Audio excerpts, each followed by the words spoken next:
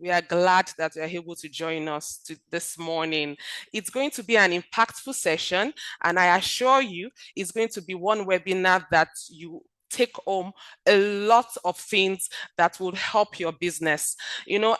As we all know, SMEs are the backbone of Nigeria's economy, and there are a lot of challenges that they face. But with First SME Connect, we are able to empower our SMEs in First Bank. It gives you the opportunity to have access to capital. We have tailor-made financial solutions. We also have the opportunity for capacity building. For instance, the webinar we're having now, this is part of how we build the capacity of our SMEs. We want to see them progress. We want to see them do well. We want to see them thrive even in their business. We also have opportunity for information and networking. There's opportunity for you to network with different SMEs. You can actually connect and get better at what you do. We are here. SME Connect webinar is here to provide you up-to-date information, actionable guidance, and direct access to industry experts. These sessions are supposed to keep you informed about all the different opportunities, for instance, the regulatory changes like the new tax reforms, and also innovative strategies so your business never gets left behind. Like we always say, SME Connect is your bridge to growth, to compliance, and to success. Today's edition of the SME Connect webinar is designed to equip you with the insight on the new tax law, the new compliance requirements, SME-specific deductions, and practical approaches for SMEs to navigate and rightly position themselves. We are pleased that you have joined us today, and we are ready. I mean, what are we waiting for? We should just explore all those practical strategies to keep your business compliant and to thrive under the new tax regime. I just want you to sit back, relax, and our experts are ready and prepared to dish out a whole lot of insight and guidance for you today. But before we go on, I would like to call on the host of today's session, Dr. Abiodun Famuyiwa. He's the head of the SME banking at First Bank. He's going to deliver his opening remarks. But before we go ahead, I'm going to share my screen so that we can go through his profile together. Dr. Abiodun Famuyiwa is a highly accomplished banking executive with over 30 years of experience in technology, product management, and strategic leadership. Holding a first-class degree in statistics and an MBA, he began his career at First Bank in 2001. His career is marked by significant achievements, including leadership roles in the products and channels division, and as group head, products and marketing support. During his tenure, his teams earned recognition for being highly customer-centric and the bank's most valuable player. Currently, as the pioneer head of the SME banking department, he has been instrumental in driving rapid growth. Under his leadership, First Bank was named the best SME bank in Nigeria and Africa for 2 consecutive years. That's 2024 and 2025. He has also been honored with a corporate partnership award from the Guild of Medical Laboratory Directors for his excellence in SME banking. Outside of his professional life, he enjoys reading inspirational books, learning new things, and is an avid soccer fan. He is married with 3 daughters. Please let's give it up to Dr. Abiodun Famuyiwa. Thank you so much, sir. Over to you. Thank you very much, Jumoke, for having me. So good morning, our distinguished partners, entrepreneurs on this call. I could see that the numbers are coming in and very encouraging. As stakeholders, I'm very delighted to welcome you to this edition of our webinar. This particular edition is aimed at addressing a topic of major interest to all business owners. And I'm sure that a lot of us have great expectation, and we have also brought in the expert to speak to us. However, we know that SMEs are the backbone of our economy, and that's where First Bank is positioned to support the SME business. We know that SMEs are responsible for job creation, for innovation and value creation across virtually every sector you can think of. At First Bank, we recognize this strength of the SMEs as being very essential to national development and also for what I'll call inclusive prosperity. First Bank is well positioned to support SME business with over 130 years of service. We have consistently positioned ourselves as a champion of businesses, especially the small and medium enterprises. Actually, First Bank is a retail bank, and our role is not only to finance SMEs, but I can tell you today that we are positioned to equip SMEs, to mentor them, and empower them to thrive in a competitive market.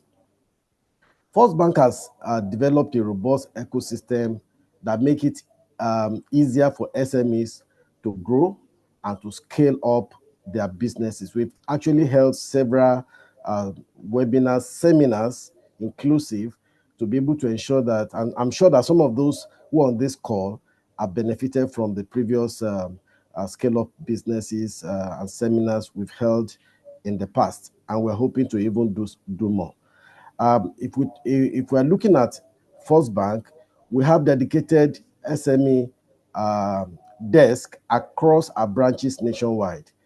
I can categorically say that we have SME RMs who are positioned in our respective branches, focus on the SME businesses. You can walk into any of our branches and you will see them to attend to you. Of course, First Bank have branches across the country. We also have specific financing solution that is tailored to different industries.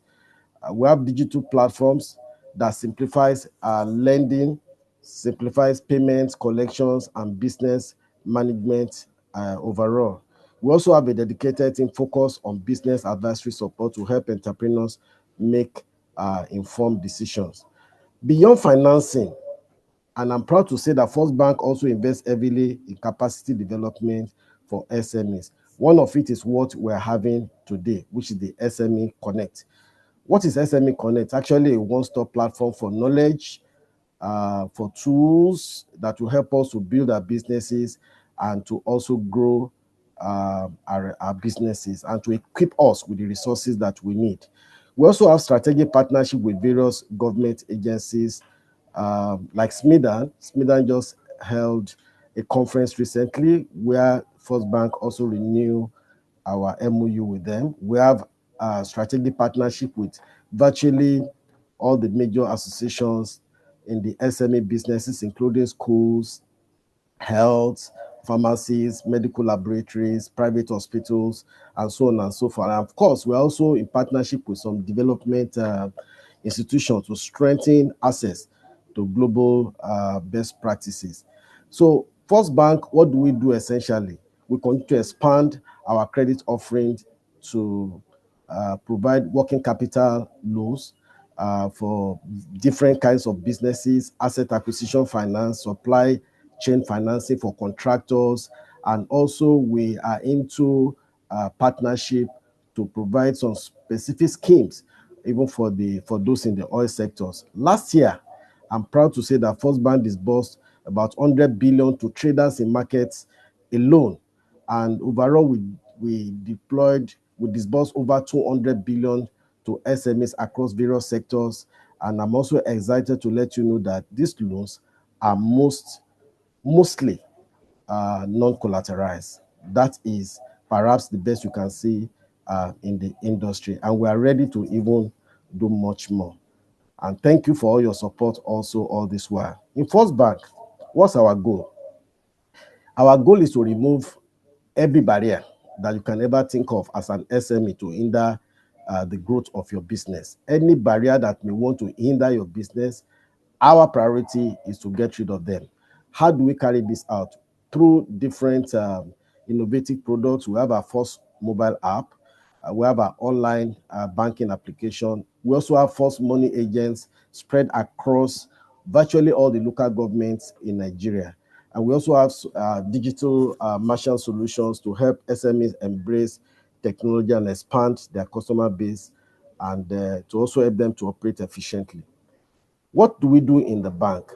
We actively collaborate with stakeholders to create opportunities for SMEs to access markets, funding, and to also network. In fact, what we're here for today is also to be able to network with mentors and experienced entrepreneurs in our different areas of business. That's why we are bringing the experts that will be able to talk to us and can ask all our questions around the SME business. Aside this, we also provide liability or what we call deposit products that enable you to carry out your business transactions and save your monies without any hidden charges. That's one of the things we pride ourselves with. You can run your businesses, save your money without paying a dime on the account maintenance charge.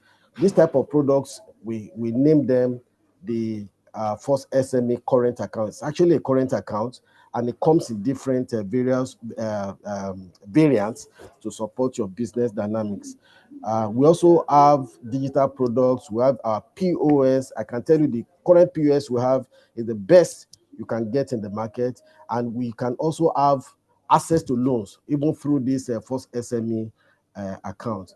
Our initiatives in the bank empower not just businesses but families and also future generations as well. I must categorically state that First Bank remains committed to being a reliable partner for every entrepreneur.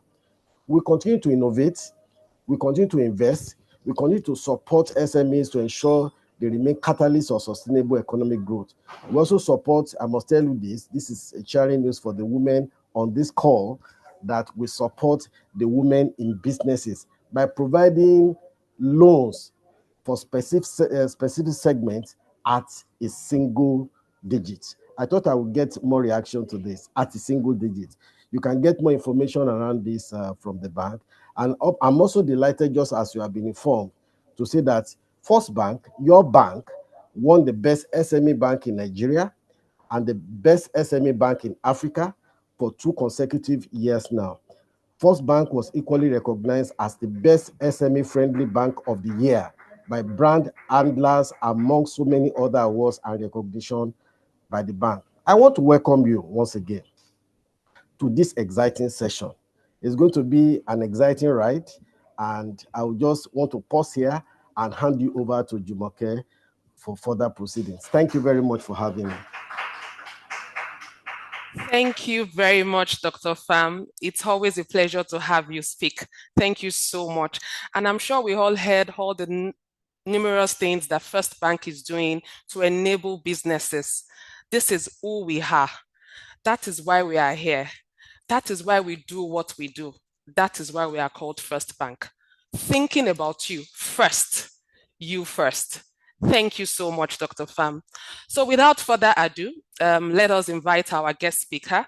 But before I go ahead to read his profile, I want us all to remember that we should not wait till the end of his session to drop our questions. Feel free to use the Q&A box anytime. In fact, I want you to start dropping your questions right now, so that by the time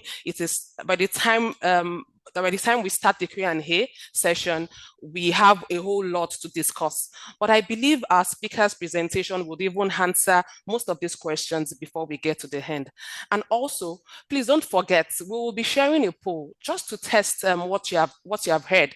We'll share a poll shortly after the guest speaker speaks, and I would appeal to us all to participate, because there are exciting gifts to be won.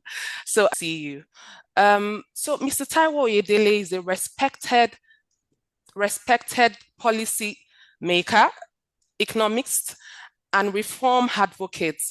He's serving as the chairman of the Nigeria's Presidential Committee on Fiscal Policy and Tax Reforms. With over 2 decades of leadership experience, including as former African tax leader at PwC, he has worked with governments, multilateral institutions, and global corporations to advance fiscal governance, public finance, and economic transformation. A professor of practice at Babcock University and a global LinkedIn top voice. Taiwo has contributed to the Africans Union's Agenda 2063 and the World Bank's Doing Business report. He has held leadership roles in ACCA Global, ICANN, CITN, and the NESG. Taiwo Edele is the founder of Impact Africa Foundation, a non-profit organization focused on social impact and youth empowerment. Is an alumnus of the London School of Economics, Yale University, and the Harvard Kennedy School Executive Education. Please give it up to Mr. Taiwo Oyedele. Thank you so much for joining us, sir. So I want to speak about briefly the new tax reform law and the implication for businesses. We'll give an overview and we'll try and highlight some of the key changes and then speak about how it may affect small businesses before we then conclude. I'll try and keep this to about 30, 40 minutes so we have sufficient time to address your questions.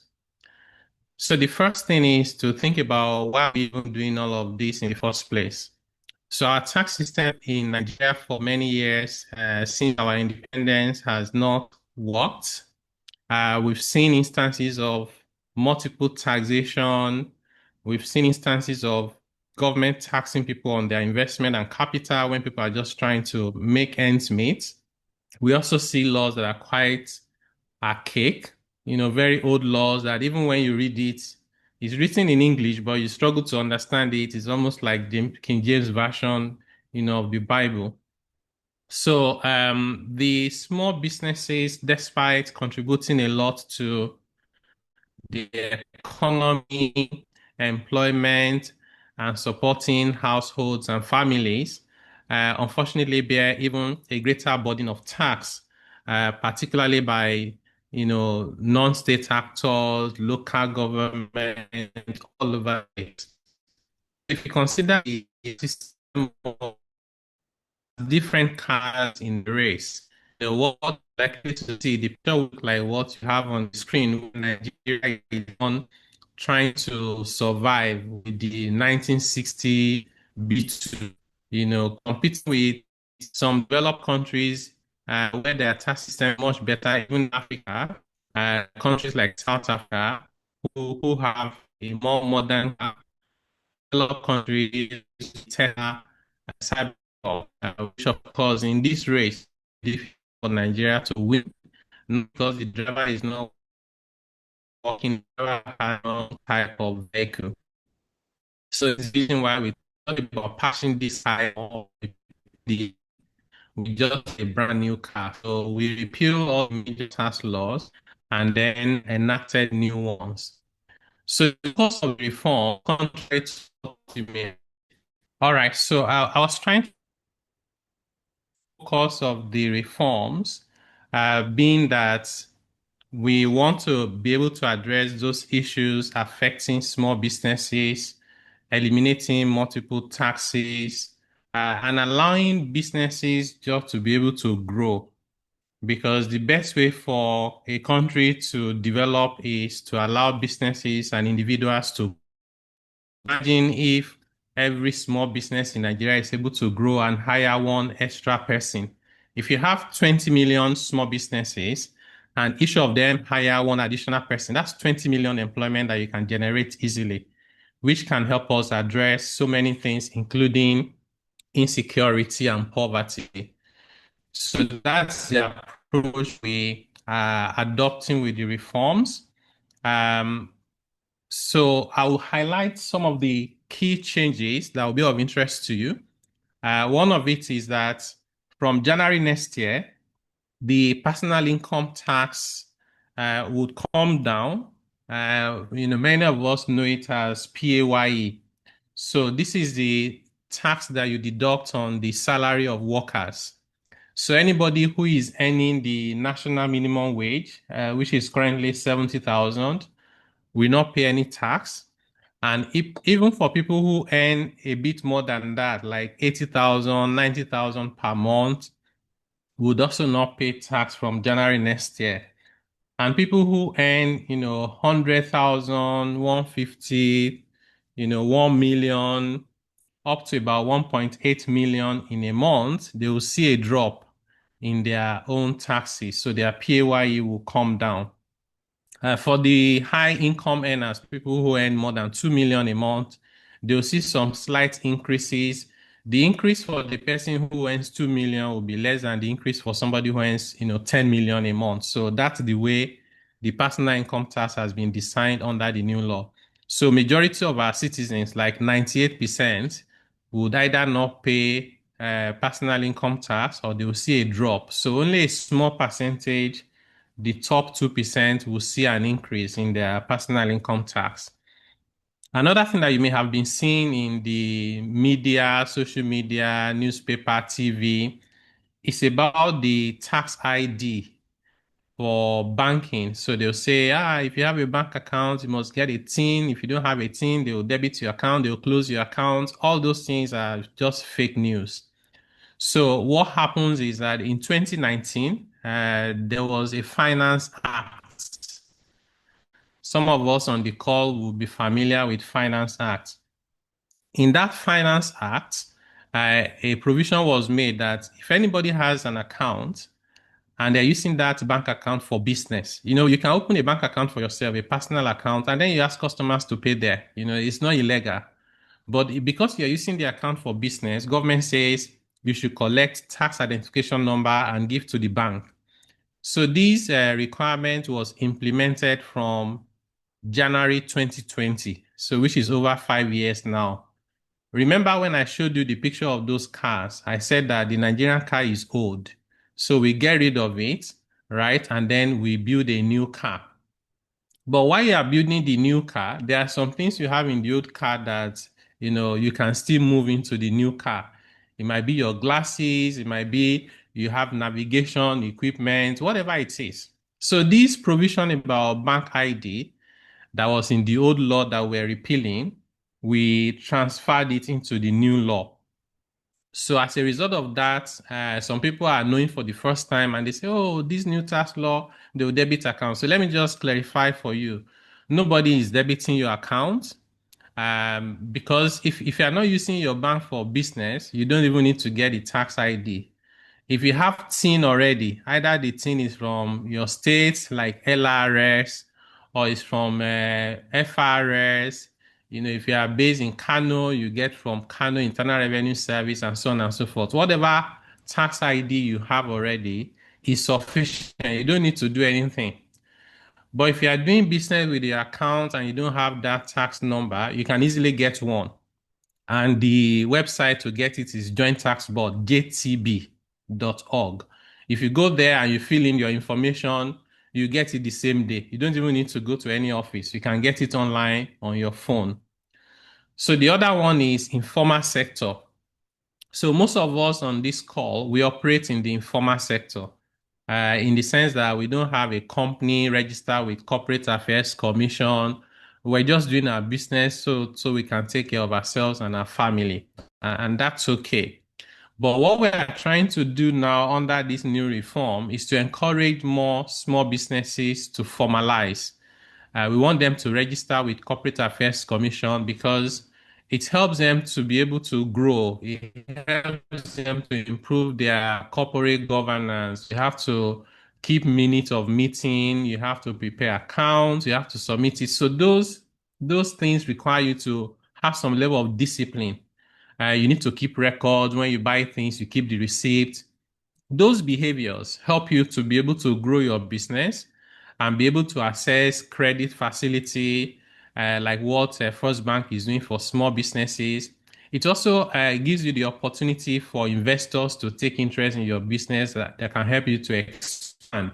So what we have done under this new reform is to make provisions to make it attractive for people who want to register their business with Corporate Affairs Commission. And the good news I can share with you is that if you run your small business as a company and you make 100 million naira a year or less, from next year, your corporate tax rate will be 0%. So apart from, I told you your staff will not pay tax if there are any those amounts of 70, 80,000 per month.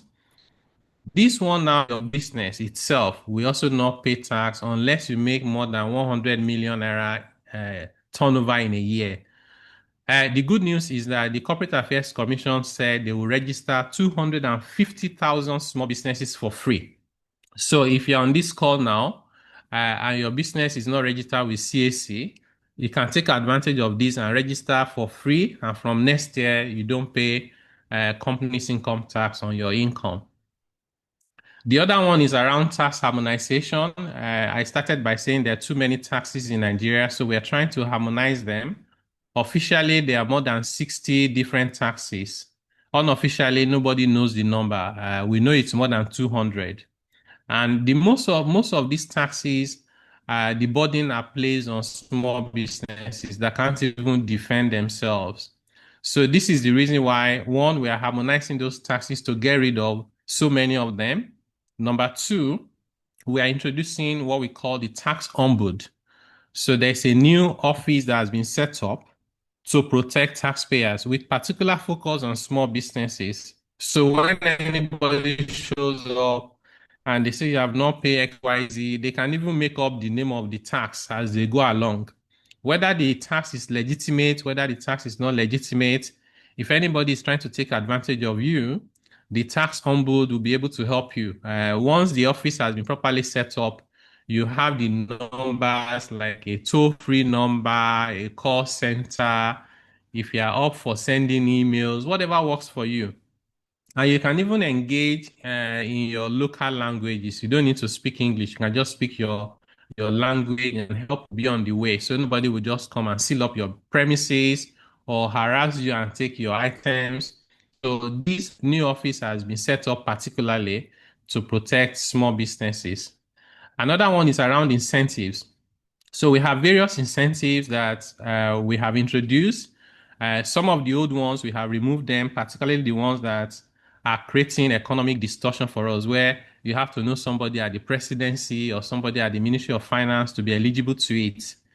What we have done now is to create incentive that if you're eligible, you will know from the way it's clearly stated in the law, and you don't need anybody's access to anybody in high places to be able to get those incentives. And we also have another one to do with value-added tax. So this value-added tax is a very important one. So there are different dimensions to this value-added tax conversation. One of it is that as a small business where your annual turnover is not more than 100 million, so you are making 80 million, 70 million, 50 million. This 100 million we're talking about is about, 8 million a month. So if you are not making more than that amount from January next year, you will not be required to charge VAT.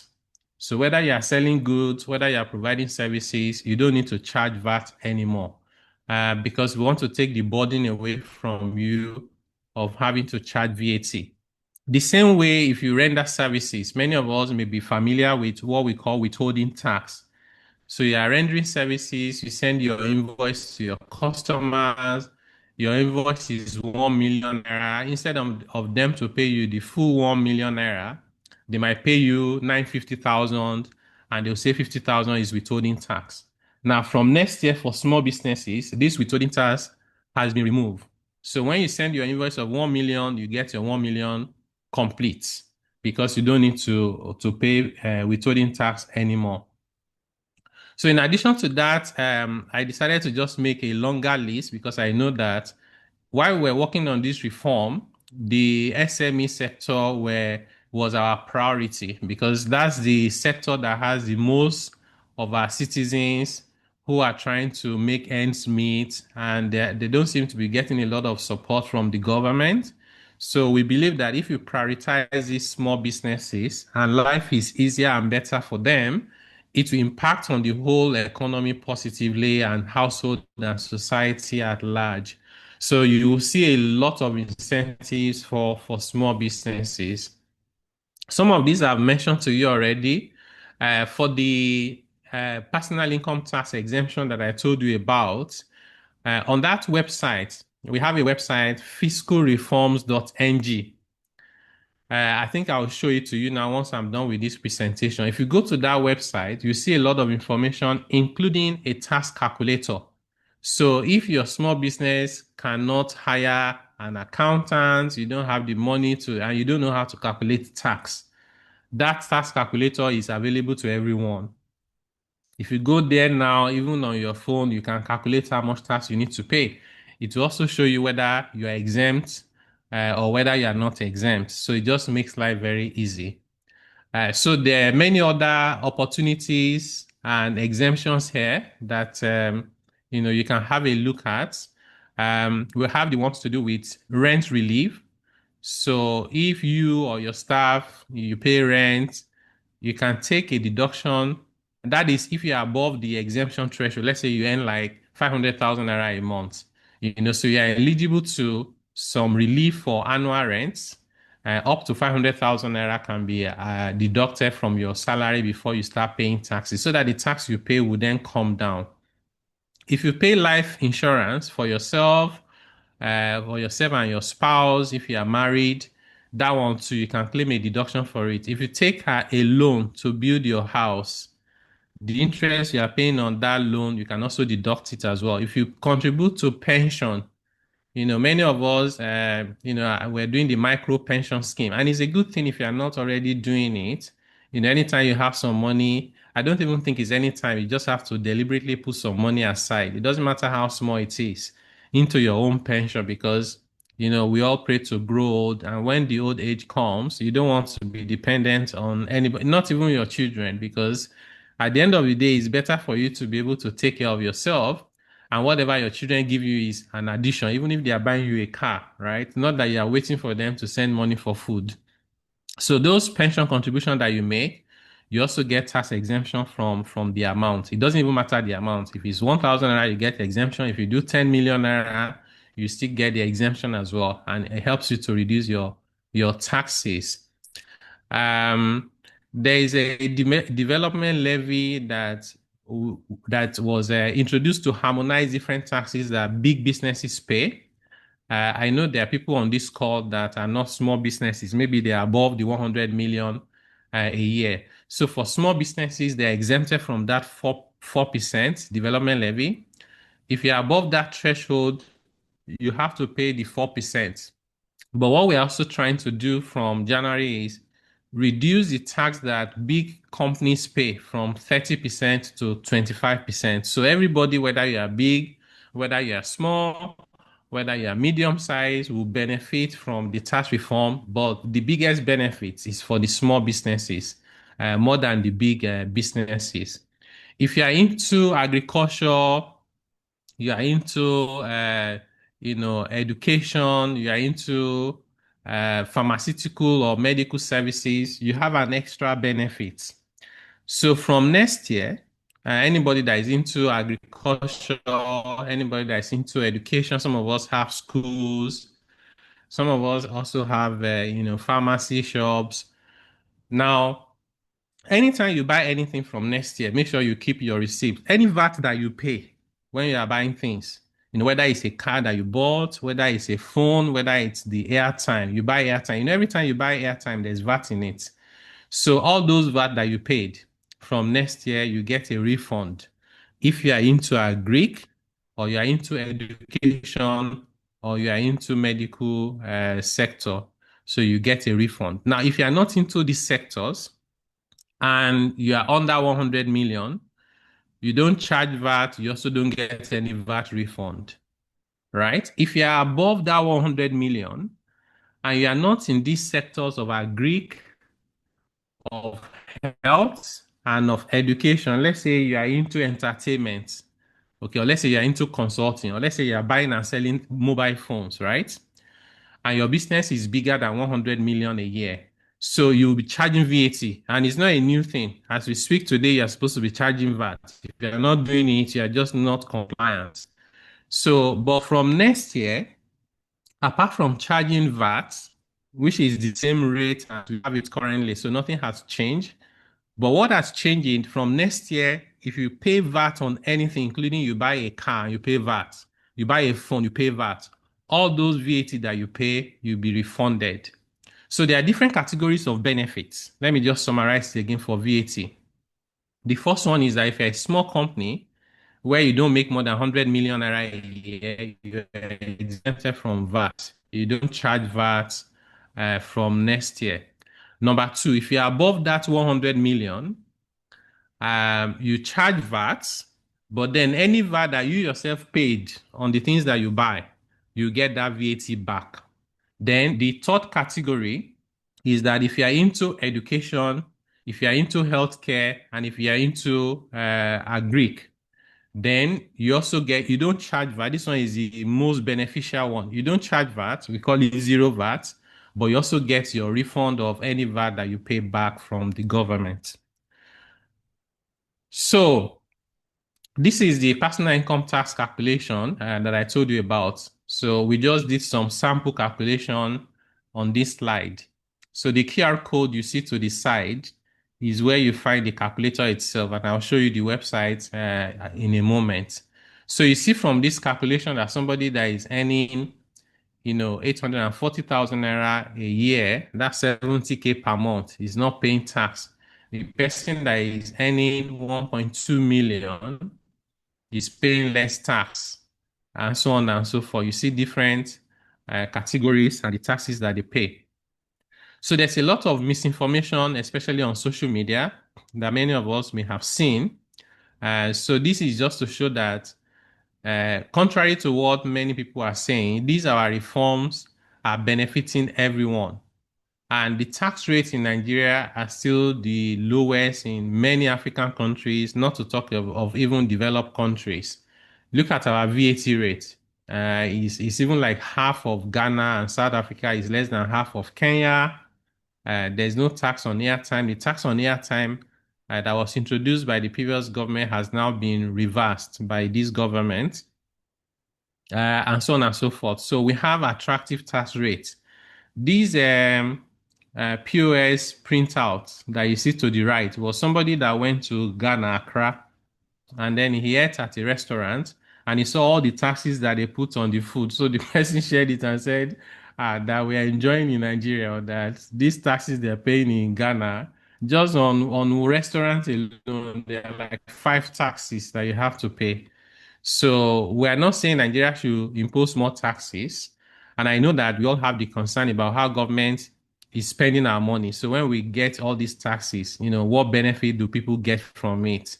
And that's a very valid and important question that our committee is also addressing as well, including we have proposals for the lawmakers to amend the constitution to ensure that government is spending tax money for the benefit of the people. So we had one engagement with some journalists. So I asked the journalists to tell me, because they believe that the government has introduced too many taxes. So I said they should tell me just one tax that the current government has introduced on the masses. And I promised to give the person, the winner, 100,000 naira. So nobody got any answers. That's because this government has actually, to the contrary, suspended or reversed or repealed the most taxes. Look at some of them here. Excise tax on airtime was repealed by this government. Cybersecurity levy was introduced by the previous government. They also reversed it. Carbon tax on single-use plastic. Custom was even beginning to close down some people's businesses at that time. So this government also suspended it. Remember, the president was sworn in May, and the first set of executive orders he signed on the 6th of July, 2023, and you can Google it. The executive orders were suspending all manner of taxes. Even on day one, when the president was being sworn in, what many people remember is subsidy is gone. But on that same day, the same speech, he said that we have to tackle multiple taxation. And he has been very true to that promise. It was the reason why, one of the reasons why the tax committee was set up. It's also the reason why many of these taxes had been suspended. So you have excise tax on imported vehicle also was suspended. Import duties on food items, agric and pharmaceutical was granted waivers. There's 4% import levy that custom introduced and custom was asked to also suspend it. There is Financial Reporting Council of Nigeria, where they were asking some companies, private companies, to pay a lot of money. That one was also addressed. Expatriate. So there's so many taxes. So in fact, I can say that this is the president that has reversed and suspended the most taxes since our independence. But sadly, when you go on the street or social media, they'll say Tinubu and tax. He wants to tax us to death. Some people are even saying they want to start protesting next year. I say I don't know whether it's whether to say it's village people, because if there's a tax reform that want to reduce your tax and you are protesting it, that has to be the biggest contradiction in the world. So we expect that these various incentives and reforms will benefit all of us, whether you are a big man, big woman, whether you're a small business owner, whether you're in the informal sector, whether you're in the formal, it doesn't matter what you do, so long as what you're doing is not illegal. This new tax reform will benefit everyone. Like I said, it will benefit small businesses more than big businesses. And that's normal, because you want your small businesses to be able to grow. So some of the things we've done specifically is reducing the risk for businesses, ensuring that their tax burden is reduced. We also want our businesses to be competitive. We want the small business to grow big. When they become big, we want them to compete even outside of Nigeria. Let them be, in South Africa, in Kenya, in Ghana. Let them even go outside, of Africa. There was a gentleman who attended one of our events in Abuja. He came from one state in the north. I can't remember his state. And he said he exports kilishi to 40 countries. I was surprised. I didn't know, kilishi was that popular globally. He exports kilishi to 40 countries, and he makes a lot of money, actually. He said he uses his money that he does not pay tax. He does not believe government will spend it well. So he's using his money to sponsor kids to school in his village. He was now asking me that if he start paying tax, will government use it well? And I said, this is exactly what we're trying to solve, because all of us want Nigeria to be better. Some of us who travel abroad will say, hey, it's better, UK is this, America is that, Canada is this. We admire those other places. But when you dig deep, those are societies that were built with a working tax system. Because really, nothing is free in the world. If they say education is free, healthcare is free in UK, it's because some other people are paying. And the people that need to pay are the people that have the ability to pay. That's exactly what we are trying to do now, to say, let the poor breed and then let the rich pay their fair share. When the rich pay their fair share, let's make sure government uses it for the benefit of the people, so you can then provide a lot of benefits for the people. Many of us are aware of the student loan funds, which sadly, some of us, even some of the students, sometimes I get disappointed when I speak to students who are in the university and they are struggling. Their parents are struggling to find money to pay their school fees, and yet they won't apply for the NEL fund. Like, I don't understand it. There's government that says you can get money. This money has no interest, right? You also get a stipend, so they give you money to spend on a month basis, and then you don't need to start paying back until you find a job. And when you even find a job, there's only a small amount of money you need to pay back. Why would anybody not take advantage of that? Even if your parents, are still able to cope and give you money to pay your school fees, does it not make sense to take that loan and allow your parents to use the money they have, so that your parents can use the money, so that your parents can use the money they have to cater for other things like their small businesses? Because at the end of the day, if you have, let's say, 500,000 naira, instead of using 500,000 naira to pay school fees, you can get that money from NEL fund, and the 500,000 naira goes into, expanding your business. It's almost like small businesses getting access to 0% loan. That's what it means. So if you have, children in university that are not taking advantage of the NEL fund, please encourage them to do so. To do otherwise, to waste an opportunity. So in conclusion, These reforms will help all of us because better days are ahead of us. We know that it's been difficult in the past 2, 3 years because of the various reform of the government, subsidy removal, naira flotation, and many of us are struggling. So this is one reform. This tax reform is the one reform that is not coming with any pains. So it's coming with benefits to cushion the impact of the sacrifices that we have made and to enable us to prosper and grow our businesses. Whether what you are doing is online business, whether it's offline, whether it's selling goods, whether it's services, including international trade. If you're importing and exporting, you will see the significant improvement from next year. Um, for those who import and those who export, you will see the national single window is nearing completion, where instead of dealing with many agencies when you want to import or export, you just find it very seamless, like dealing with just one agency. Now, my closing comment is number one, it's important for us to seek proper understanding.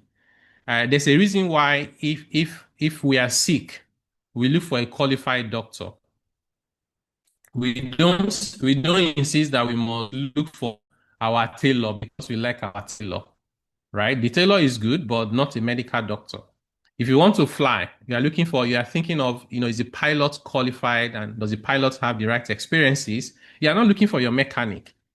So the same thing that when it comes to matters of tax and finance, you cannot just follow a content creator online. Many of them have not even filed personal tax returns before in their life. Suddenly, everybody is now an expert in tax matter. Before you know it, they'll create content and say, this is the tax you will pay. And then sadly, those things just go viral. Like, why is it that people rely on someone that has no qualification, no experience, and just creating confusion for them?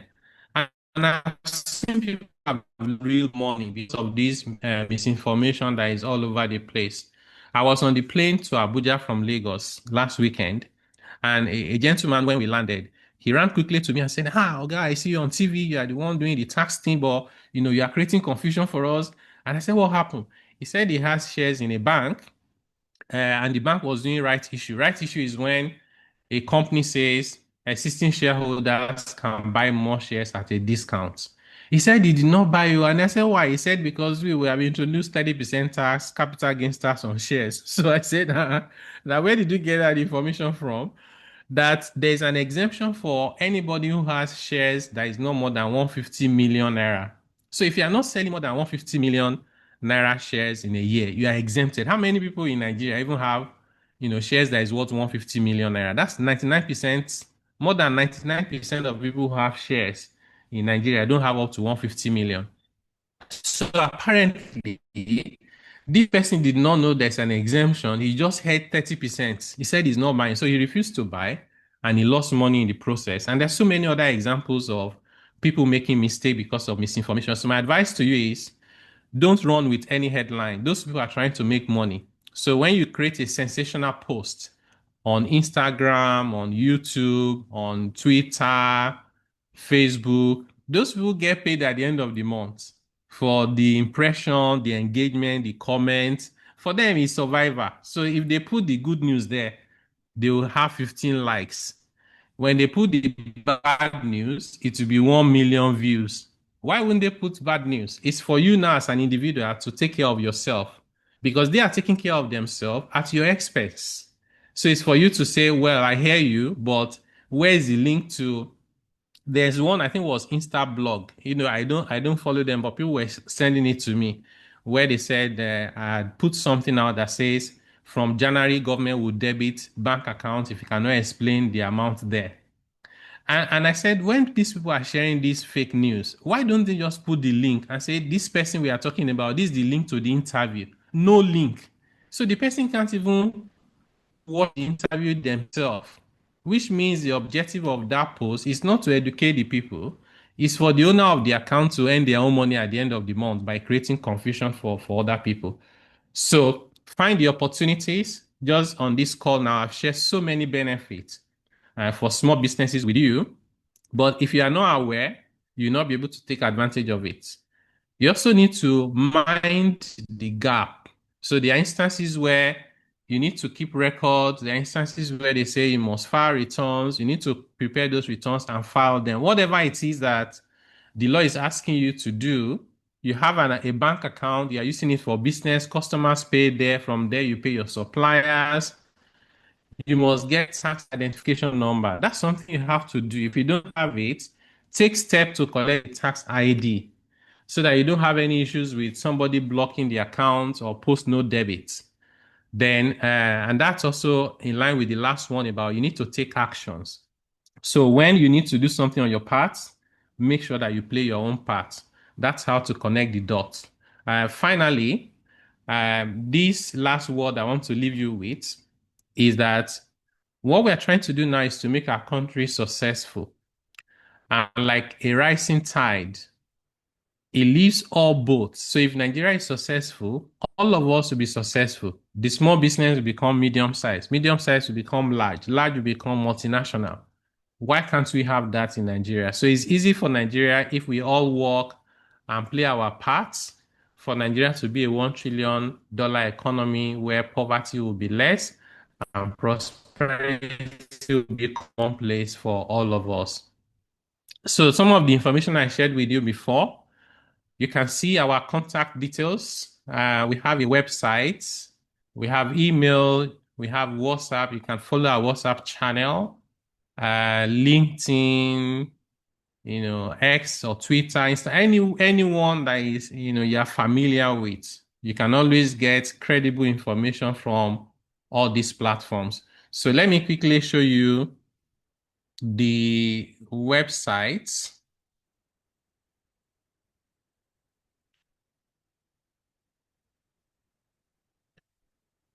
Okay, I hope you can still see my screen. So you see, this is the website. On this website, you see 50 tax exemptions. You see some other information there. And if you want to find the tax calculator, you see here, there's a search. Under this search, I can just say tax calculator. Okay, if I do tax calculator like that, it will bring out the calculator for me. So see the personal calculator here. You click on it, and then it's asking you to put in your basic information. How much is your gross annual salary? Let's say your gross salary is 1 million naira. You put it there. It's asking you whether you do National Housing Fund. So just put all your information there. When you are done, you just say calculate. So once you press calculate, see the result now. So it's telling you the tax you are supposed to be paying under the current law and the one you are supposed to pay under the new law. See, this is the new law on the left. This is the old law to your right. And then it summarizes it for you. It tells you how much you pay per month. It tells you how much money you are saving because of the new tax law. You see it here now. It's saying to this person that their annual under the old, this is how much they pay. On a monthly basis, this is how much they pay. Under the new law, this is how much they will pay less. Their effective tax rate is, something like that. So it just makes it easy for you. If you have like 10 staff, you can easily do this every month, to calculate your taxes. So let me stop there. So we have enough time for questions. Thank you for the opportunity to First Bank for creating this platform and for everybody who has joined us. Apology for the, problem with the technology at the initial stage. Thank you.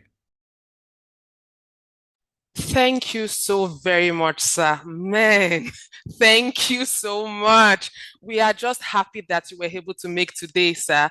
And yes, of course. I mean, at first, it seems as if the technical thing was going to disrupt us, but thank God we are good. And we are so grateful to all the guidance, the insights, everything that you've given us today.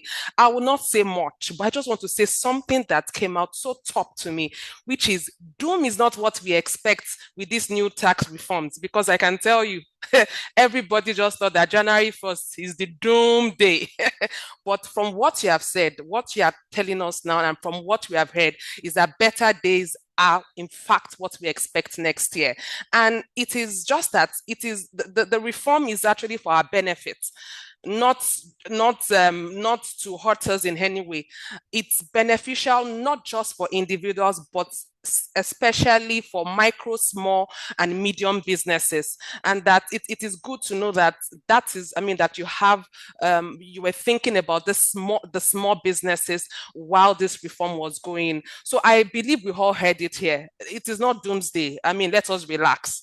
I mean, they were thinking about us when this reforms was going on, and we are able to ask the right information and seek proper understanding, and stop following all these our influencers that are saying this and saying that. We now have the proper place to seek for information. And First Bank is always here. Our platform is there. You can actually engage us. When you have any problem, we can guide you, lead you to the correct information that will help your business. Again, thank you, Mr. Taiwo. This is indeed it is indeed a good thing to have you here today. So we'll go straight to the plenary session, but I would just want to invite one of our speakers again that is going to join us in the plenary session, so that as the question comes, it will not just be only you, Mr. Taiwo. So I'm introducing Yemi Adesonya. Yemi Adesonya is the financial controller of First Bank. She is a chartered accountant with cross-functional experience of 25 years in financial services, IT services, and consulting. She has worked in various capacities on strategy formulation and execution support, management, accounting, and performance management, financial control, business process engineering, and ERP implementations, enterprise risk management, financial risk management, and internal controls. Over the span of her career and in First Bank, she has held various positions and currently serves as financial controller at First Bank. Yemi is a fellow of the Institute of Chartered Accountants of Nigeria and an alumni of various business schools, including Lagos Business School's Advanced Management Development, European School of Management and Technologies Executive Transition Program, London Business School. Yemi is a lover of the arts, a game inventor, and an author. She enjoys reading, playing Sudoku, and table tennis. Yemi is happily married with 2 beautiful children. We are glad to have you here, ma'am. Thank you very much, Olajumoke. Good morning. Good and morning. Thanks, Taiwo, for the very insightful session earlier. Welcome. Thank you very much. So we go straight to the Q&A box. There are so many questions. So I've been able to, bundle some questions that look alike. But let's just go first to this one. And I believe Mr. Taiwo will be the one to answer this. So Francis Ode, representing Axlon Nigerian Limited, is asking that if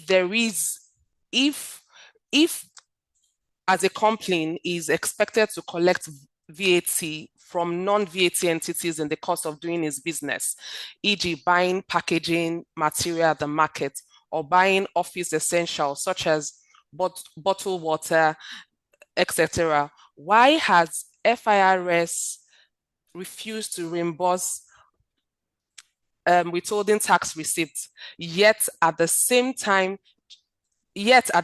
charges the same withholding tax upon DEX review with interest?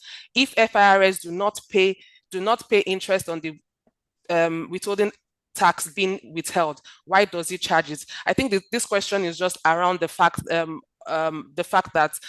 with is probably withholding tax receipt is not able to get refund, and that the same charges, that there are some double charges here, that as is paying withholding tax, he should also be able to get his own refund based on the things that he has bought. I know you mentioned this earlier, but I also want you to just share a little more light on this. Thank you. All Mr. right, Taiwo. thank you. Yeah. Yes, thank you very much. And hello to Yemi as well. The issue is something that we're trying to resolve, where in some cases you have tax refund, it could be withholding tax, and the taxman does not pay you. They don't even pay you the money back, let alone adding interest on top of it. So the major reason for this problem is because the way the Nigerian system was set up is when people pay tax to government, it goes to the federation account. They share everything at the end of the month. They don't leave anything behind. So when they have finished sharing it, you now come up and say government is owing you. There's no money to pay you. So, I was in the private sector as a partner, helping government and not government, helping businesses for over 20 years, and I managed to get refund only once. So you can imagine how difficult it has been. So what we have done under this new law is we've now changed the rules. The rule now from January is that when people pay money to government accounts, whether it's withholding tax, whether it's VAT, it doesn't matter what it is, before they start sharing it at the end of the month, they will ask the tax authority, do you have refund that you need to give back to businesses and taxpayers? Answer is yes. How much? 10 billion. That 10 billion will be set aside to a dedicated account for refund before they share the money in the account. So we also have put provisions there, like for VAT, government must pay within 30 days. So there's a lot of improvements, both in terms of the legal framework and how to operationalize tax refund from January next year. I'm not saying from January to just be perfect, because as I speak to you now, we're working around setting up all these structures around implementation, but the experience you have is that very soon you feel that this needs to be in the past. You may not be aware though, from January of this year, January 1st, 2025, which is now like 11 months ago, we have implemented a new withholding tax law that exempts small businesses from withholding tax. So if somebody is still taking withholding tax from your money, it's because you are not aware. In this website that I showed you earlier on, you'll find withholding tax there. You can download a copy of the law, just print it and put it in your file in the office. When you are sending invoices to your customers, and they deduct withholding tax, call them and share a copy with them. They also may not be aware. If the taxman shows up, give them a copy. Don't assume that everybody that works for the tax authority also has the knowledge. Some of them, maybe they don't have the knowledge. Some of them, it's convenient for them to be ignorant because they need to find a way to make money from taxpayers as well. So you must cater for yourself by getting proper understanding. Let me stop there. Okay, thank you very much, sir. This next question goes to Yemi. We understand that new taxes now apply on our short-term investments. I believe Mr. Taiwo also said that. Which securities are subject to this tax for investment purposes in First Bank, and which ones are exempt? Over to you, ma'am. Okay. Okay, No, I will speak first, and then I'll answer in the first all right, question. okay. Yes. All right. I think it's important to clarify that, it's not that these short-term investments are now. So now is the one that is wrong there. So as we speak from there was an exemption order in 2011 for 10 years. So it expired in 2021. From January 1st, 2022, these instruments have become liable to tax, and that's still the case. So there's no change under the new law. The tax that you pay is 10% withholding tax on treasury bills, corporate bonds, as well as commercial paper of companies. If you buy federal government bonds, no tax on that. We've also now added state government bond. I know Lagos State issued a bond, about, I think it was last week, 2 weeks ago. So state government bond, federal government bond, no tax. Treasury bills, commercial paper, corporate bond, withholding tax of 10% is the final tax for individuals. So that's the condition under the new tax laws. Thank you very much, Taiwo. But I have some context as to why people are now asking, you have started to now charge us tax, because 10 years is a very long time, and the market has grown accustomed to not paying withholding tax on those short-term instruments. So, but also after the expiration of that exemption order in 2022, the market was engaging the regulators to release the various guidelines under which these deductions will commence. But this year, most recently, many people would have received notices from their banks clarifying that we will have now started deducting withholding tax on these short-term securities. So I think that's the context in which people are saying you are now deducting. It's not in relation to the new tax law, but every change now, the possibility is that people are annexing it to the changes that are happening broadly in the legislation. So what applies? 10%, as you have said, it applies to Treasury bills, promissory note, anything else other than the FGN bonds, federal government Nigerian bonds, as well as the new addition of state government bonds. We've also recently sent that communication out to our customers so that they are not surprised by the new deductions. Thank you. Okay. Thank you very much, Yemi. Please, before you go, there's something that looks like what you just talked about. How does the bank facilitate transparency and trust in financial reporting for customers? I believe this customer is coming from the angle that with all this taxation, with these things that are coming, how are they able to know that the bank is transparent and they're able to tell us this and that, this is what has been done? Please go ahead and answer the question. Thank you. Thank you very much. I'll just pivot from what I just finished mentioning. That's our communication on a commencement of deducting withholding tax on short-term securities. We believe that providing the customers with the information that enables them to know what we are doing when things change, it enables them to understand why we are making those decisions. But also in transactions, in addition to the upfront communication like the one I mentioned, that we are commencing withholding tax deductions.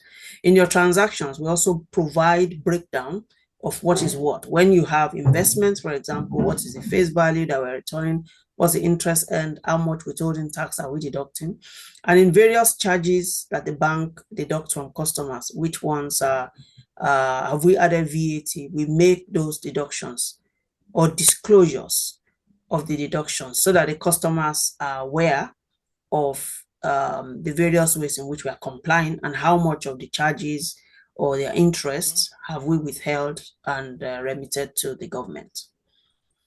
So that information and disclosure, we believe, helps everyone to be on the same page with us. Thank you. Thank you very much, ma'am. Okay, so I'm going to be bundling like 3 questions together because they seem to look alike, and I believe the answers will be different. Will be almost the same. There's a question that says, do we have to pay tax to both state IRS and FIRS come next year? Then another one is asking, if a taxpayer in professional services such as engineer, accountant, lawyers, if they are categorized as a small company, what is the tax relief that they will enjoy? And the last one is, as a civil servant and with a small business, though not yet registered with CAC, how can I combine the two legally to both pay tax and payee? Thank you, Mr. Taiwo, over to you. All right, thank you very much. The first question around whether you pay tax to both states, revenue service, and FRS, it depends on the type of business that you do. For example, let's say you're a small business and you're doing buying and selling. So if what you are selling is not food, is not education, is not health, and it's not exempt. So you see a list of what is exempt, then that means you need to charge VAT. If you charge VAT, your VAT, whether you are small, whether you are not small, whether you are in formal sector, you pay your VAT to the federal government. That's FRS who collect it.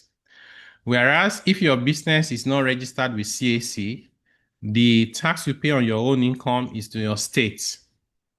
If your business is registered with Corporate Affairs Commission as a company, your corporate income tax is also to FRS. So it depends on the type of business you do and the type of taxes you need to pay and who is authorized to collect that tax, whether it's federal government or state government. For most of us, you will have to have something to do with your state internal revenue service and something to do with the FRS. What the reform has done is to reduce the number of those taxes you need to worry about and the number of agencies that you need to deal with.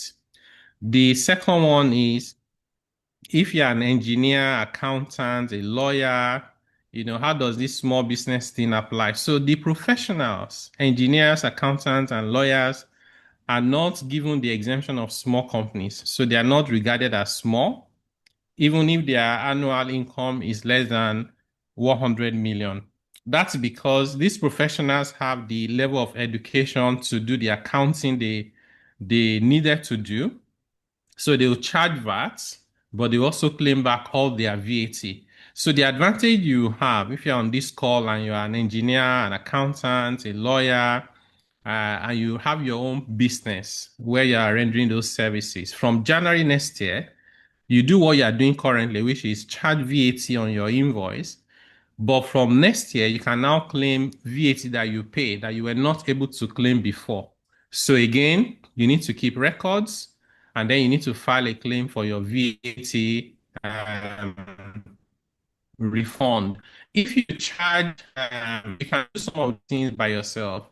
If, let's say, by January next year, you send out invoices to all your customers and you charge them VAT of 1 million naira, and you yourself, you've paid VAT on different things from airtime to mobile phone, and the VAT you paid is 600,000 naira. You don't need permission from government. On your own, you offset that 600,000 naira that you paid, is 1 million that you collected, and pay government only 400,000, which is the difference.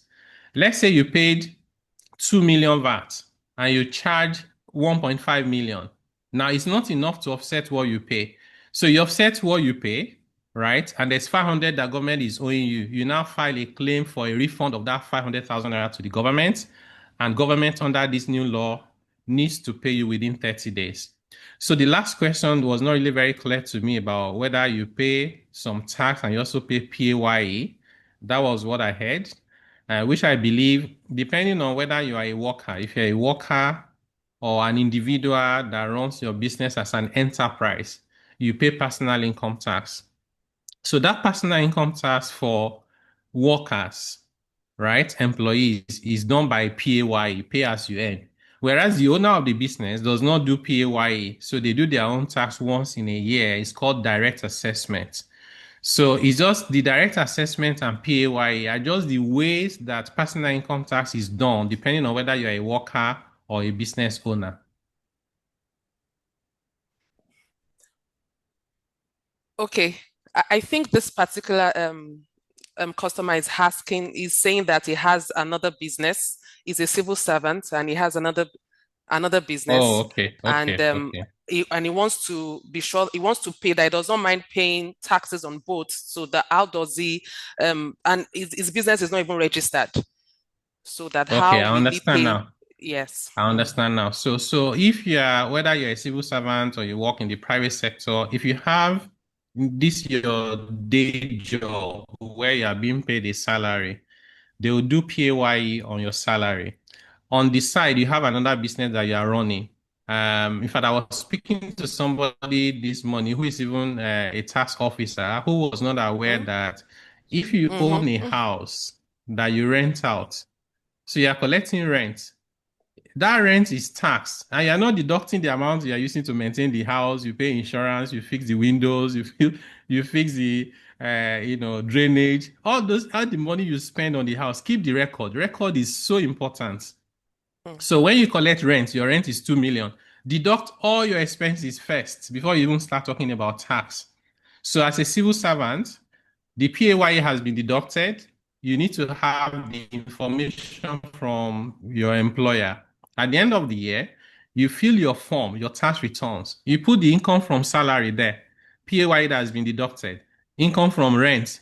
Income from, you go to Dubai, you import things to come and sell. Whatever the other business you're doing, put that information there. Any amount you have spent in producing that other income, don't forget, deduct all of them. It's the balance. You now calculate the tax and pay the balance of tax if there's anything to pay. Thank you very much. I'm sure this is good for all of us that have side hustles too. Yes. Thank you. Dr. Pham, I will be going to you now. We have some questions that relate to the presentation you made earlier. I have like 4 questions that I'm just going to put together for you. The first one says, please, can you elaborate on single-digit loan? The second one says, granted, First Bank granted up to 100 billion loans to SMEs, even without collateral. How was this possible? The third one says, how do you measure the success of your SME relationships and what metrics do you use to evaluate performance?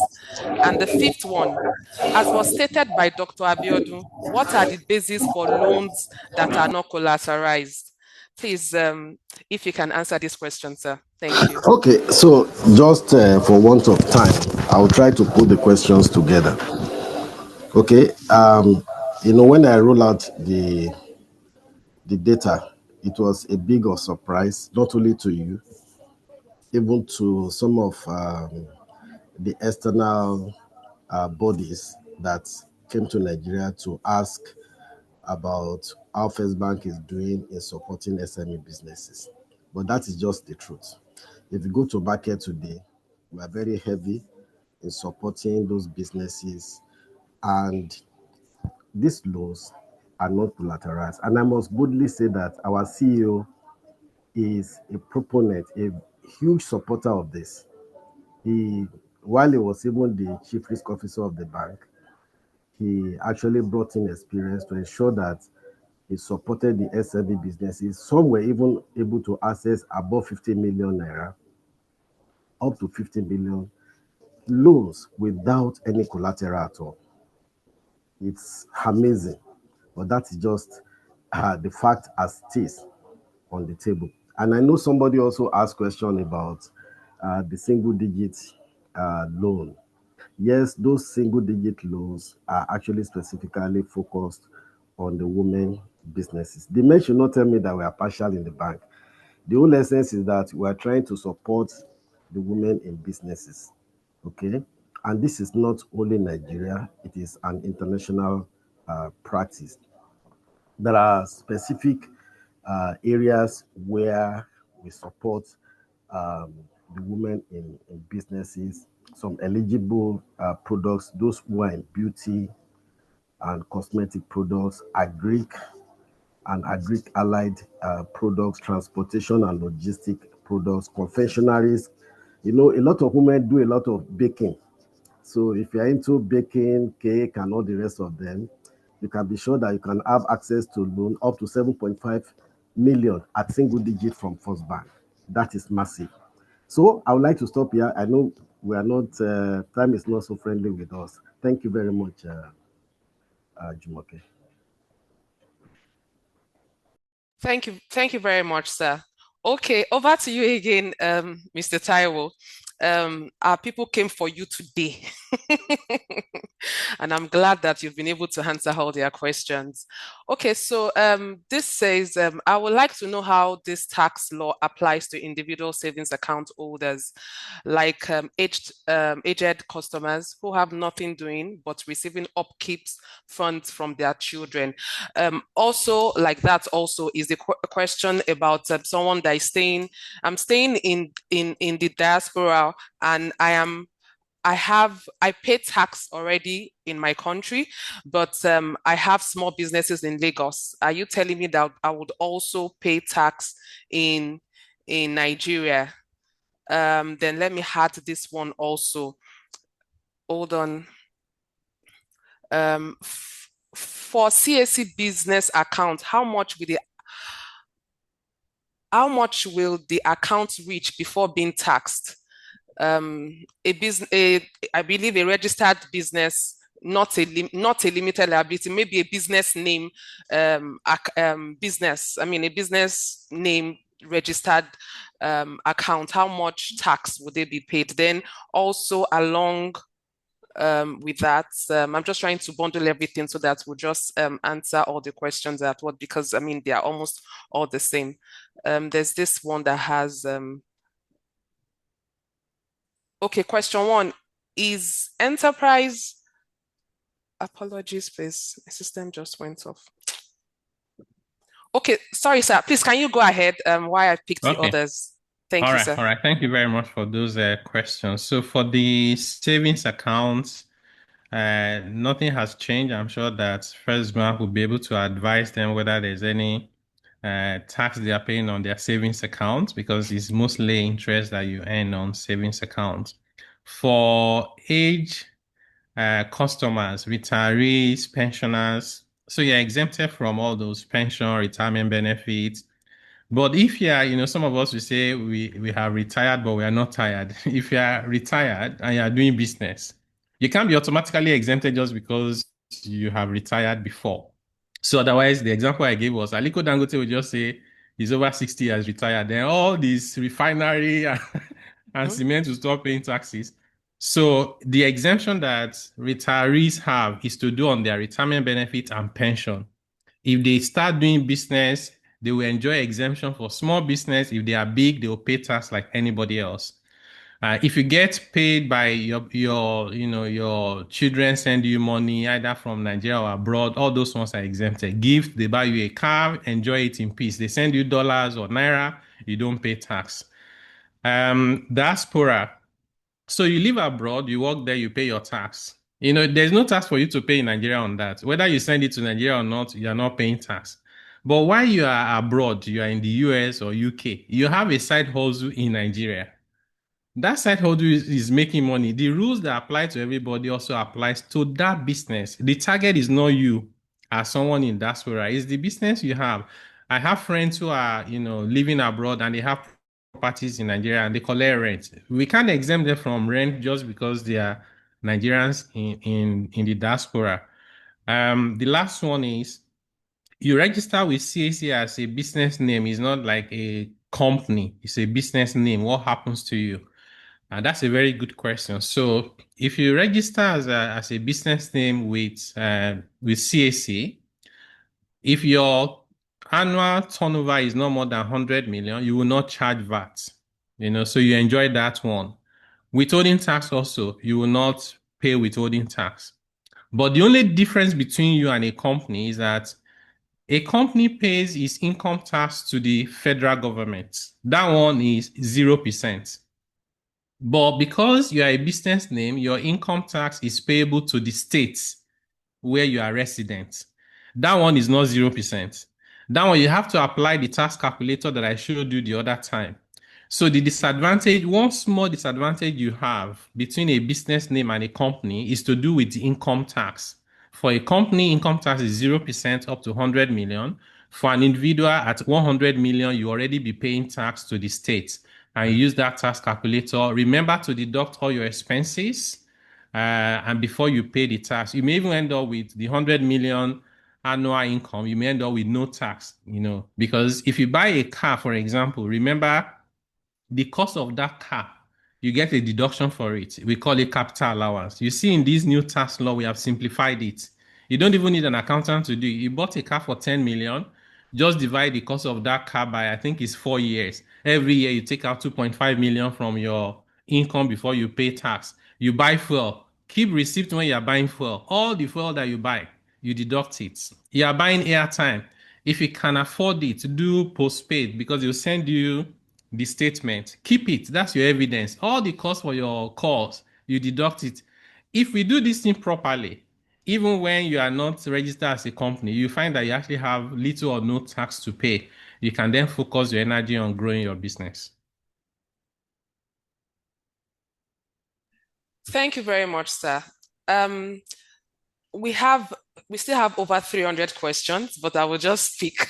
I know we might not be able to answer all these questions right here, but definitely we will share answers to participants. So I will just go straight to, I'm picking around, okay, so this question is saying that I use a savings account for my business. Would I be taxed? That's one. Another one is saying that, another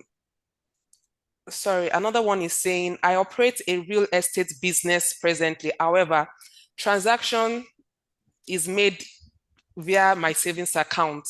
what is the impact of the new tax law and how do I mitigate this? This is like the first one I said. Then also, what will be the mode of taxing a businessman? Okay, I think this has been responded. Who only did business name registration? I believe this has been responded also. So let me just add one more, then you can give us the answer. How does tax reform affect an individual salary earner and a registered business venture or a limited liability? So I believe we've already answered individual salary earner and a registered business name. So maybe for limited liability, you can also shed some light on that. Thank you, sir. Over to you. All right. Thank you very much for those questions as well. So Taiwo, if you use your... Taiwo, Yes. before you, I want to extend her first question about savings account. What about if a small business invests in treasury bills? I mean, I want to tie it to our first question just to complicate your life a little. Thank you. It's actually a fantastic point you raised, and thanks for adding that, Yemi. So if you have a savings account, you can have any account you like, current account, savings account, any account you have, and you're using it for business. The first thing you must remember is you must have tax identification number and give it to your bank to put it on the account. Now, it does not mean that you pay tax. It just means that you are compliant because government needs to know. There's no way government will know when the money in that account is 10 million and you don't need to pay tax versus when it's 2 billion. Because all of us will say every time. And data shows that the people that are paying tax in Nigeria are mostly the low income earners because they do PAYE. And then the rich people and the high income earners are evading taxes. So there's no way the society can work. So this reform now is saying, let's find out who is low income, who is middle class, reduce their tax, eliminate their tax, and let the high income people, as it should be the one to pay tax. But I can tell you, it's not like the rich people are waiting to go and, declare to government to say, I've been making money since all these days. I've not been paying tax. Say I'm ready now. Government has to find a way to find out. That's why all these things about tax identification number for bank account. Banks are also required to report when there's transaction of like 25 million in an account for an individual and 100 million for a company. Again, it does not mean that you will pay tax. It just means that government wants to know so they can try and find out whether there is some information that is necessary that you are not telling the government. So whether you have savings account or current account that you're using for business, get the tax identification number, give it to your bank to put it in the account. Number two, at the end of the year, it is your responsibility to figure out whether you've made more than 100 million. Nobody can do that for you. Not even your bank can do it for you. So if you make more than 100 million, calculate your tax and pay. If you make less than 100 million, like we have been explaining now, you don't need to do so many things. You don't need to do VAT, no withholding tax. And the way it works is, we're going to be starting a new year in January. So you say, how would I know whether I'll make 100 million in 2026? We are just starting in January. The way to know is you say in 2025, how much did I make? If you already made more than 100 million in 2025, you can't assume that in 2026, your business will go down, right? If you made 90 million in, even 98 million, even 99 million in 2025, you are good to assume that you may not make more than 100 million in 2026. So you still enjoy the exemption. But if you already have contracts, some companies already signed you up for 2026. Everything they've signed you up is 150 million. You can't assume that you'll be a small company. So this new reform also places some obligation on us to be honest in disclosing our affairs. So the one around treasury bills. So if I'm a small company, my annual turnover is, let's say, 90 million naira. My company income tax is 0%. I now earn treasury bills, commercial paper, I earn interest, I earn even rent. All those other things that you earned, because you're already at 0% corporate tax, you will not pay tax on them. The only difficulty is that the bank that is paying you, let's say First Bank, they may not know that you're not supposed to pay tax. They will deduct withholding tax on everybody. So there's a practical angle to it. On paper, like I said, you're not supposed to pay tax. In reality, the person paying you may just well deduct withholding tax from everybody. Thank you, Tao. Thank you very much, sir. So I'm in question number 250 now. We are going to 300. All right. Okay. So most of these questions, I mean, it just bears repeating. You've already answered them. I will just say it. VAT is normally paid by the person that enjoyed the service. So if I issue an invoice to a big company, which I may not know, I shouldn't include the VAT column. Ah, God, I'm not sure we got the question here. I think I have an idea of what the person is trying to say. So if you are a Okay. small, you know yourself, like I said, you are the only one that knows yourself the most. You know that you're a small company. When you send your invoice to your customer, don't put VAT on it. But you have to find a way to write on that invoice that VAT is not applicable because it's a small company, right? You need to make that because otherwise the customer, they may come back to you and say, you did not put VAT and return the invoice, reissue the invoice. To stop all those complications, it's your responsibility to communicate to the people you are dealing with that you're a small company and therefore you are not charging them VAT. Also, bear in mind there are instances where the customers you are dealing with may be uncomfortable with that. If they insist that they want you to charge VAT, you have to opt out. So there's a provision in the new law where you can say to the tax authority that you don't want to be a small company, you want to opt out and you want to charge VAT. But I think that one should be determined by the companies you are dealing with. Because at the end of the day, what's most important is having customers and being able to do business. You can't be insisting on something that may not favor your customer depending on what it is. I saw in the chat room that someone was not happy that we're comparing the reform with. I tried to scan through and say, why are you comparing Nigeria with other countries? Those countries have accountability. Nigeria has no accountability. I just say, don't be angry, whoever that person is. You can't do a reform in isolation. There's no country that is an island. I was talking to you about making Nigeria competitive. We want these small businesses to start exporting to other countries. You can't do all of that by just knowing only about your country. Knowing what happens elsewhere helps you to take advantage of the opportunities. We all have our concerns, including myself, about how accountable the government has been and what they can do better. And I mentioned that earlier on that our committee is not just about tax reform. There's a bit about accountability, including amending the constitution. And our bills to amend the constitution now has gone through all the stages to committees, and now it's at the final stage of National Assembly before it goes to the states. If you are aware anywhere that they're doing this town hall meeting, show up there and put your voice behind it, including all this multiple taxation. We're making those efforts. I won't come on this call and be telling you, how bad government is, because when I say that, I'll get your applause, but I'll upset them and they won't do the reform. So we have to decide what we want. Is it that we want to feel good by saying all the things we like to say, or do we want those things to be fixed, including local government level? So we are taking the approach of let's fix the problem for the betterment of everybody. Thank you very much, Mr. Taiwo. So someone is making a clarification. If my company is not yet generating up to 100 million annually, am I still required to file monthly returns with FIRS? Additionally, must I also file annual returns with CAC every year to keep my company active? That's a question from Sodiq. Solomon here is asking if the tax reform is subject to review within the next few years. I know it's something you've discussed, so please go ahead and share some light again. Thank you. Excellent questions.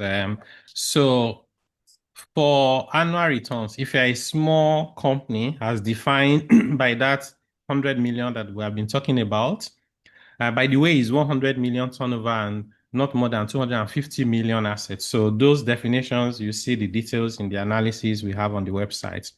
So if you're a small company, you are not required to file monthly VAT. So you don't charge VAT and you don't need to file anything for Dr. VAT, Pham, is that right? right? But for companies' income tax, whether you are small or big, you must still file the returns. So at the end of the year, you file returns and say, I'm a small company, here's my turnover, here's my expenses, I made profit, but my tax is 0%. You have to do that calculation and submit it.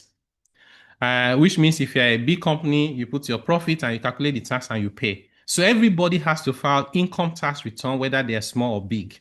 But if you are small, no need for monthly VAT returns to FRS. So that's the point you need to pay attention to.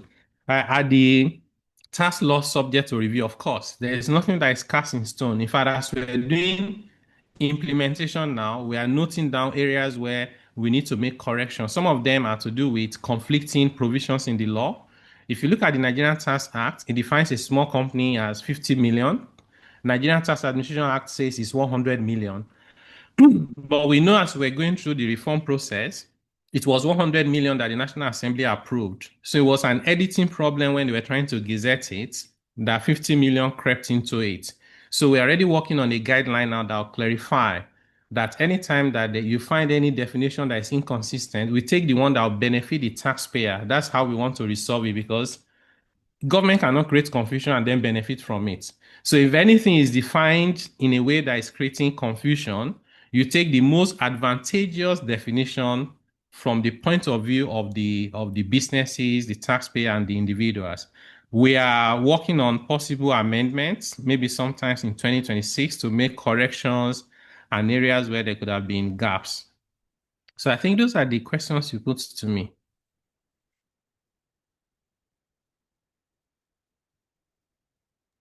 Thank you very much, sir.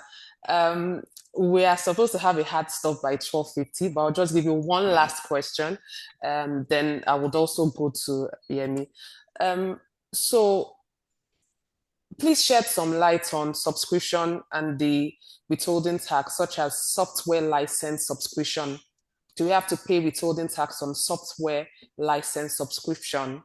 For example, as a small business, if I help clients to deploy a software paid through us, is the customer supposed to deduct withholding tax on this? The software subscription is way less than 100 million. Okay, excellent question. So if you deploy software and you yourself, it's not about whether the software is less than 100 million. It's about whether you, who is deploying the software, does not make more than 100 million in a year. You can be doing software that is 2 million for each customer and you did 100 of it. That's 200 million in a year. But if you aggregate all your income for the year and it's not up to 100 million, so the person you are deploying the software for must not deduct withholding tax on you because you are exempted, right?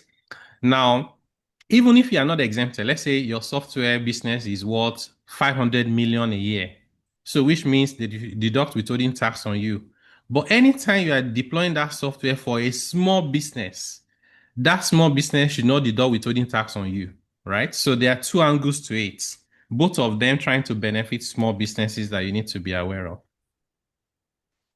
Okay, all right, thank you. I'm supposed to go to Yemi now, but I mean, there's a popular question that I think you have to answer before you go, sir. The question says, how are companies expected to apply the rent relief for employees?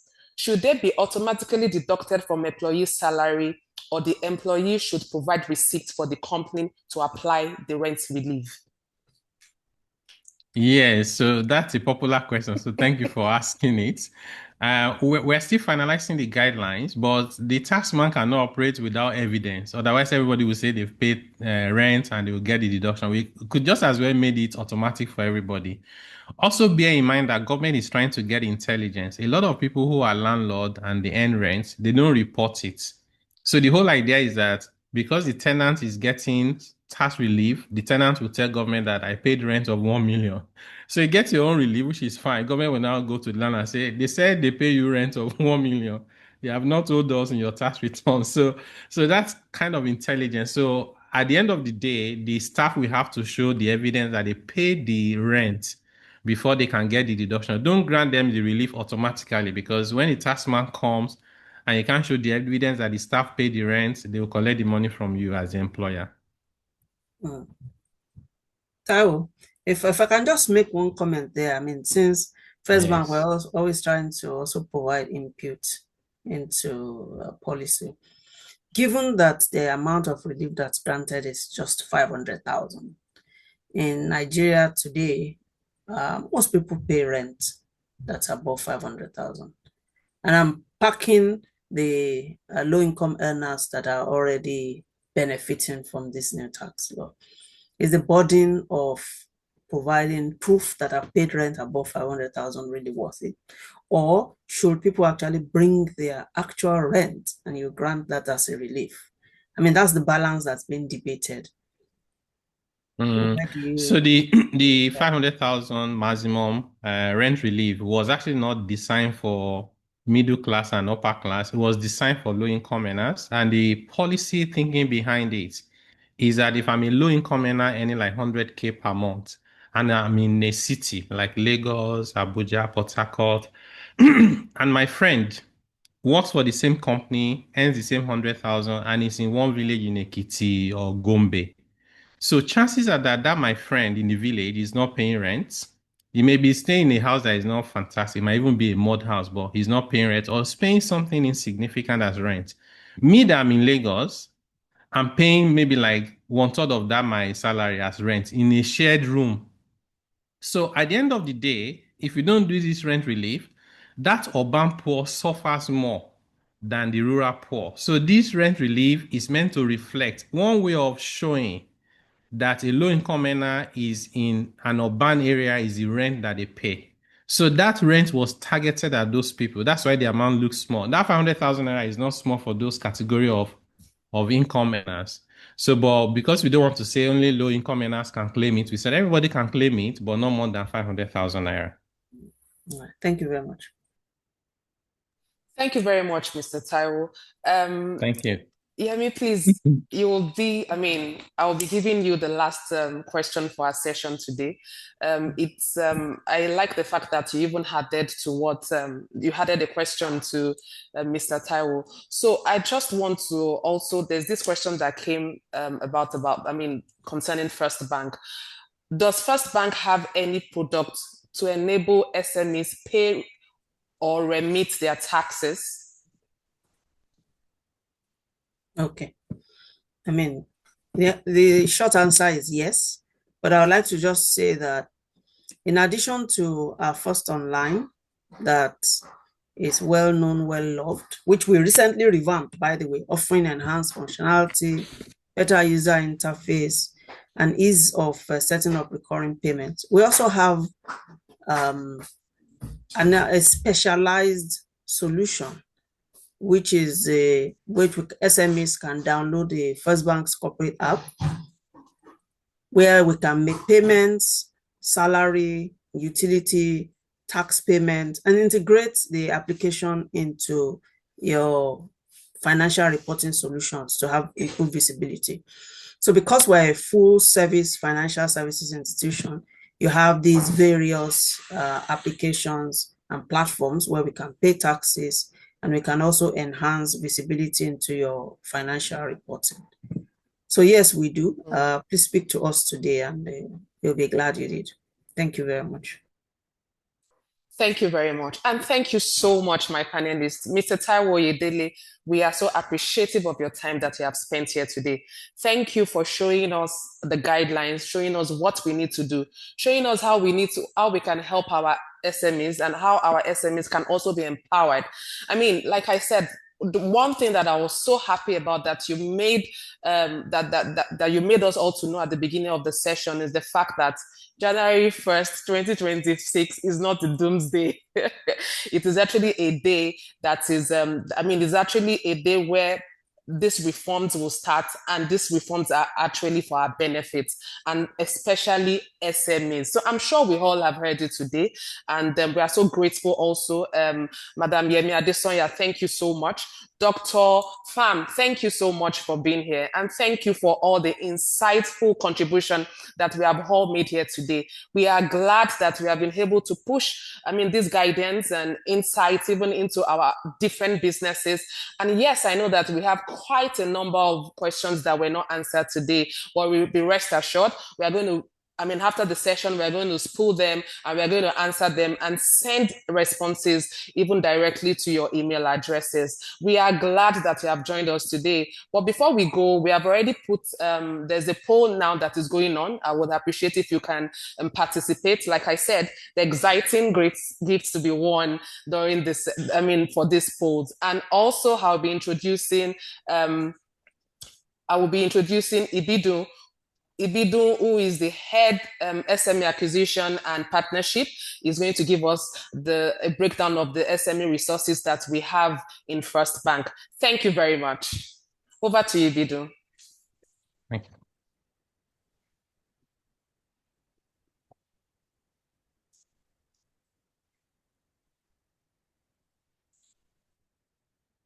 Good afternoon, everyone, and thank you for joining this webinar today.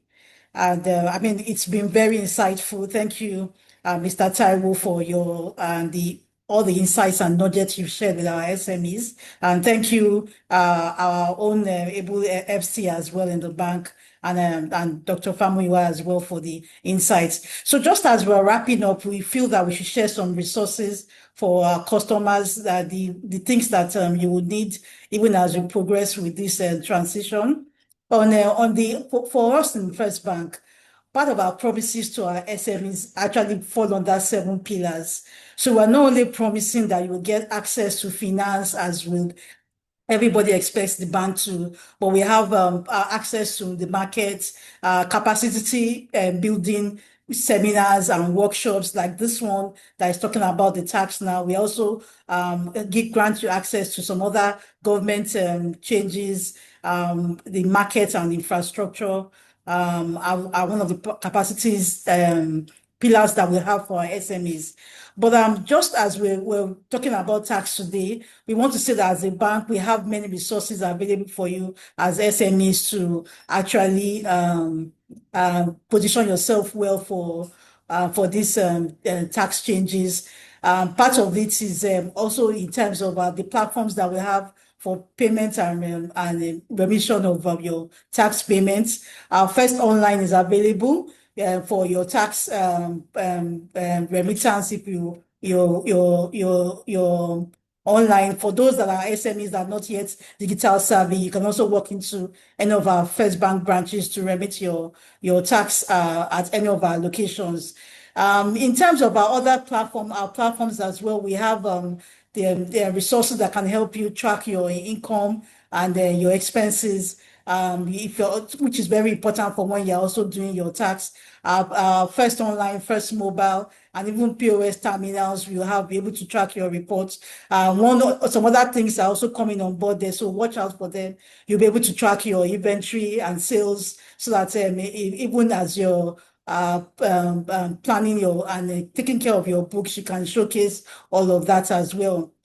Something else that SMEs, of course, we always ask for is the ability to the access to finance, where apart from you're running your business and the tax man is knocking on your door, you also want to scale as well. So we have a lot of working capital loans and overdrafts and invoice discounting facilities. Some of them are available on our first online. So please go on to our platform and check that out, or speak with any of your relationship managers, and they will also grant that as well to you as well. But as a bank, just to say that we support our SMEs, and just like Mr. Udele said today, and there are other panelists as well. So of our SMEs, we have people bundle their transactions all into one account. Remember that there are thresholds now, so it's very important that you separate your personal accounts from your business accounts. As a bank, we have different kinds of SME accounts for you. Even if your business is not registered yet, you're still going through the process. Apart from having partners that can help you register your business, if you want to do your team registration, we have partners for that. But we also have accounts if you are still going through the process, but you want to separate your account. We have our SME basic account, where even before you register your business, you can start with that account. Is our first level entry account for SMEs, and then when you do register your business, you can then upgrade the account, and of course your account number remains the same. We'll also of course continue to share this information as the time even gets closer to January, when a lot of the changes will come into being. Will your relationship team managers and even as the bank will continue to share this information, so you have the right information and to position yourself better as we move on. Thank you so much, and over to you, Jumoke. Thank you, Bidu, and thank you every one of our panelists. I'm glad that we all have this time together. Like somebody said in the chat room, it is not a time wasted. I am happy. So I will hand over to Dr. Pham to give us the closing remarks. Thank you, sir. Yeah, thank you, Jumoke. Let me first start by appreciating Mr. Taiwo Yedele, the Chairman, Presidential Committee on Tax Reforms, for the insightful and very, very enlightening presentation. I'm sure that for our participants, it's a time well spent. I also want to appreciate our financial controller for First Bank, Yemi Adesoya, for joining us to provide responses and clarifications on the inquiries from various participants. Let me reaffirm that First Bank remains steadfast in its commitment to the growth and success of SMEs. We understand that when small businesses flourish, communities are strengthened and the entire economy also would advance. Please note that our dedication is not just about providing finance. It's about offering a complete support system, knowledge, like Ibido mentioned, digital tools, advisory services, and partnerships that will open the door to new opportunities for you. We keep innovating, we keep investing, we keep empowering SMEs to build sustainable enterprises that create jobs and inspire innovation.